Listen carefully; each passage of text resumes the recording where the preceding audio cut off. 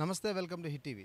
మరికొన్ని రోజుల్లో ఏపీలో ఎలక్షన్స్ జరగబోతున్నాయి. దీనికి సంబంధించి ప్రచారాలు అయితే మాత్రం చాలా హోరుగా సాగుతున్నాయి. ఒకవైపు ఎండలు టారెత్తిస్తున్నప్పటికీ కూడా అదేవిధంగా ఎండలతో పోటీ పడుతూ రాజకీయ నాయకుల ప్రచారాలు కూడా సాగుతున్నాయి మనం చెప్పుకోవచ్చు. ప్రస్తుతానికి మనం ఇనమడుగు నేషనల్ హైవే పక్కన ఉన్నాం. అయితే కొంతమంది వైసీపీ లీడర్లతో మనం మాట్లాడే ప్రయత్నం చేద్దాం. సార్ చెప్పండి, మరి తొందరలో ఎలక్షన్స్ జరగబోతున్నాయి. ఎవరికి వారు ప్రచారంలో కూడా చాలా బిజీగా ఉంటున్నారు. మన కోవూరు నియోజకవర్గానికి సంబంధించి ఎలా ఉంటుంది సార్? నెక్స్ట్ చూడబోతే ఎవరికి ఛాన్స్ ఉంది?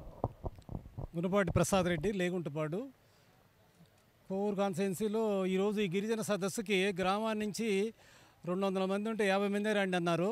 ఈరోజు 50 మంది పోయి 100 పోయింది, 200, 300 పోయింది. సదస్సుకి ఊహించిన దానికంటే 2000 మంది అనుకున్నారు. సంఖ్య వస్తూనే ఉన్నారు. ఇంకా ఈ మధ్య మేము తిరిగాము లేగుంటపాడు చుట్టుపక్కల గ్రామాల్లో.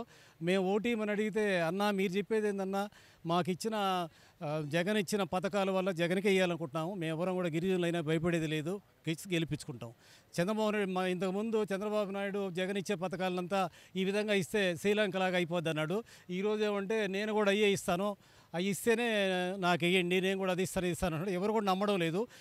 ఇంకా కొంతమంది మహిళలు అయితే 3 పార్టీలు ఒకటయ్యి ఆయన చిన్న వయసు మీదకి రావాలన్నా అనే కోపంతో అక్కసంతో ఉన్నారు. చాలామంది ఎదురు చూస్తూ ఉన్నారు చంద్రబాబుకు బుద్ధి చెప్పేదానికి. ఈ కాన్స్టిట్యూన్స్ అంతా కూడా అన్ని కులాల్లో, గిరిజన కానీ హరిజన కానీ అన్ని కులాలు వాళ్ళకై వాళ్ళే వాలంటీర్గా వాళ్ళే జెండాలు పట్టుకొని డబ్బులతో పని లేకుండా మేము ఓట్లు వేస్తాం అనే దాంట్లో ఉన్నారు. చాలా పథకాలు. అదేవిధంగా ప్రసన్న కుమార్ రెడ్డి గారు కూడా మన గడప గడప తిరిగినప్పుడు కూడా ప్రతి ఇంటికి ఏది కావాలన్నా కూడా వాళ్ళకి అప్పటికప్పుడు ఆరోగ్యపరంగా ఏది కావాలన్నా కూడా హెల్ప్ చేశారు. విలేజ్లో ఈరోజు హెల్త్ క్లినిక్ ఉంది. గతంలో నెల్లూరుకి వెళ్ళేవాళ్ళు ఇప్పుడు 14 రకాల టెస్టులు ఫ్రీగా చేస్తూ ఉన్నారు. చాలా హ్యాపీగా ఉన్నారు. ఈరోజు ఉదయాన్నే 1వ తేదీ ముసలోళ్ళు తిడతా ఉన్నారు, ఎట్టబోయాడు ఈ చంద్రబాబు గారు, మాకు వాలంటీర్ని ధరింపరేశాడు, పెన్షన్ ఇచ్చేవాళ్ళు లేడు, పంచాయతీ సెక్రటరీ లేదు, ఎవరు లేదు, ఇప్పుడు ఎట్టపోవాలి మేమని ఇటువంటి కుట్రలు చేసేటువంటి చంద్రబాబు బుద్ధి చెబుతాం అనే దాంట్లో నియోజకవర్గ ప్రజలందరూ కూడా పార్టీలకు అతీతంగా ఉన్నారు. ముఖ్యంగా కాలనీలు అయితే 100% మేము చేసి గెలిపించుకుంటామనే అభిప్రాయంలో ఉన్నారు. గెలుస్తాడు, ప్రసన్న కుమార్ గెలుస్తాడు, రాష్ట్ర ముఖ్యమంత్రి జగన్మోహన్ రెడ్డి గారు అవుతారు. మరోవైపు టీడీపీ నుంచి ప్రశాంత్ రెడ్డి గారు ఇక్కడ బరిలో దిగుతున్నారు.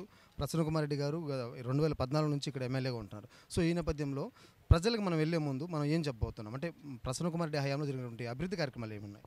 ప్రసన్న కుమార్ రెడ్డి గారు హయాంలో జరిగినటువంటి ప్రతి ఇంటికి ఇళ్ల స్థలం, ఇళ్ళు, రాని వాళ్ళకి పెన్షన్లు, రైతులకు సంబంధించి ఇరిగేషన్ కాలువలు, ప్రతి పథకం చేస్తున్నాడు. కాబట్టి వాళ్ళకి ఏది ఆగినా కూడా చేస్తున్నాడు. ఎక్కడైనా హెల్త్ బాగాలేక ఇక్కడ మనం ఇచ్చే మనీ చాలినప్పుడు కూడా వెంటనే ఆరోగ్యశ్రీ వాళ్ళకి ఫోన్ చేసి ఈరోజు 5 లక్షల నుంచి 20 లక్షలు కూడా చేస్తున్నారు.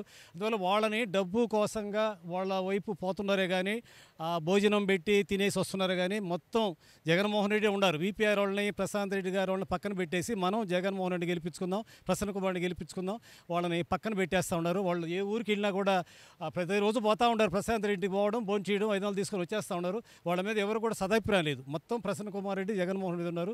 తప్పకుండా అందరూ కూడా ఇదే మహిళలు కానీ మగవాళ్ళు కానీ ఖచ్చితంగా ఓటేసేదానికి సిద్ధంగా ఉన్నారు. టీడీపీకి చంద్రబాబు నాయుడికి బుద్ధి చెప్పేది రెడీగా ఉన్నారు. పాకిరెడ్డి, మాది కొమరి గ్రామం, ఇందుగురిపేట మండలం. నేను 2012లో జగన్మోహన్ రెడ్డి గారు ఈ మన ప్రసన్న కుమార్ రెడ్డి గారి బై ఎలక్షన్ల నుంచి కూడా నేను పనిచేస్తున్నాను. ప్రసన్న కుమార్ రెడ్డి చాలా మంచి వ్యక్తి. చక్కగా కూడా పేద ప్రజల్లోకి దూరి వాళ్ళ యొక్క మనోభావాలను గమనించి వారికి సహాయం చేసే మనస్తత్వం ఉన్నటువంటి ఒక వ్యక్తి. ఆయనకు అధికంగా డబ్బు లేకపోవచ్చు కానీ పనిచేయాలనే మనస్తత్వం మాత్రం ఆయనకు ఉంది.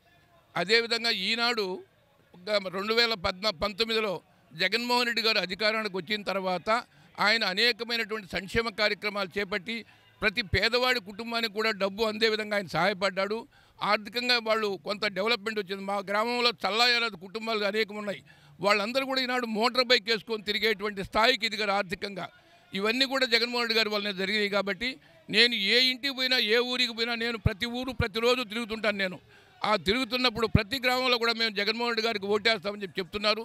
ప్రశాంత్ రెడ్డి గారు అనేవాళ్ళు వచ్చారు కానీ వాళ్ళకి ఓటు అయితే మాత్రం ఎక్కువ శాతం పడదు. మామూలు తెలుగుదేశంలో ఉన్నటువంటి ఓట్లు పడాల్సిందే తప్ప నోట్ల ఓట్లు కానీ, జగన్మోహన్ రెడ్డి ఓట్లు, కాంగ్రెస్ పార్టీ, వైసీపీ ఓట్లు కానీ ఏవి కూడా వాళ్ళకి రావని చెప్పని గట్టిగా మాకు నమ్మకం ఉంది. ఇది వాస్తవం.